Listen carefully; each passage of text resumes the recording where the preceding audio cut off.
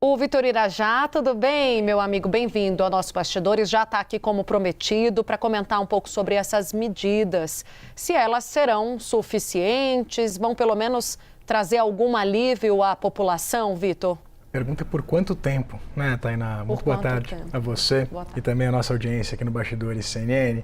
Tainá, a própria Roberta Camargo citou o Desenrola. A gente lembra que houve uma primeira edição desse programa que entre 2023 e 2024 renegociou 53 bilhões de reais em dívidas. Só que mais de 77% da população está endividada. Isso de acordo com dados recentes da Confederação Nacional do Comércio, a CNC, mostrando que esse programa ele tem um período limitado se não houver ele não propicia isso, se não houver uma solução estrutural sobre um motivo pelo qual os brasileiros de fato se endividam. A gente viu uma série de medidas lançadas pelo governo para tentar mitigar esse nível de endividamento da população.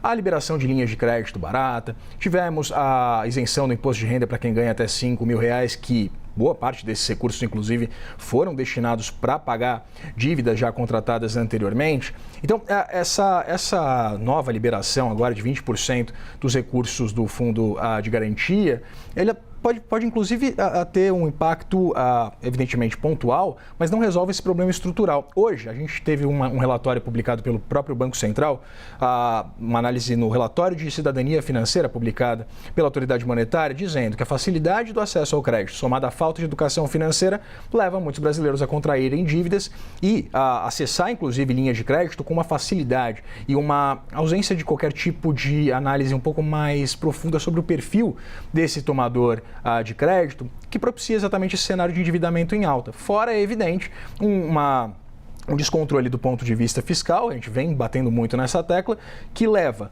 o Banco Central a manter uma taxa de juros elevadíssima, hoje em 14,75%, o que torna esse dinheiro mais caro. Não se combate exatamente em meio a todo esse cenário, por exemplo, essas razões estruturais pelas quais, inclusive, o spread bancário, as taxas cobradas pelos bancos são tão elevadas, o juro do rotativo do cartão de crédito, que, de acordo com o próprio Banco Central, com a própria CNC, é o principal inimigo da população brasileira no que se refere exatamente ao endividamento, né, à contratação dessas linhas que, inclusive, são caríssimas. O rotativo do cartão de crédito pode atingir até 400% ao ano, ou seja, não se resolve um problema que, enfim, vem trazendo exatamente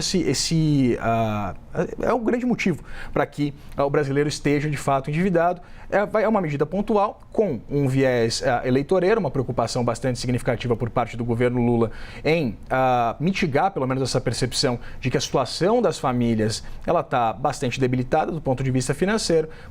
Pode significar, inclusive, um respiro pontual, mas não resolve esse problema estrutural. Fora isso, existe uma discussão acerca da natureza do fundo garantidor.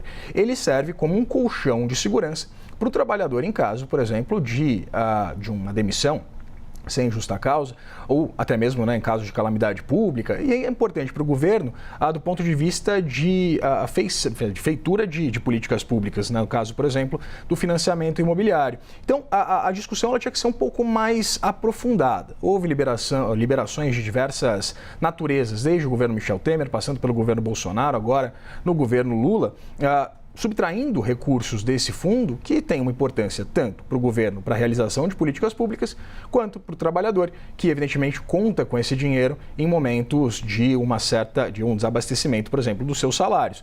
Então, vale exatamente trazer esse debate sobre o papel estrutural do FGTS e, evidentemente, a ausência de qualquer tipo de resolução dos problemas estruturais do nosso país.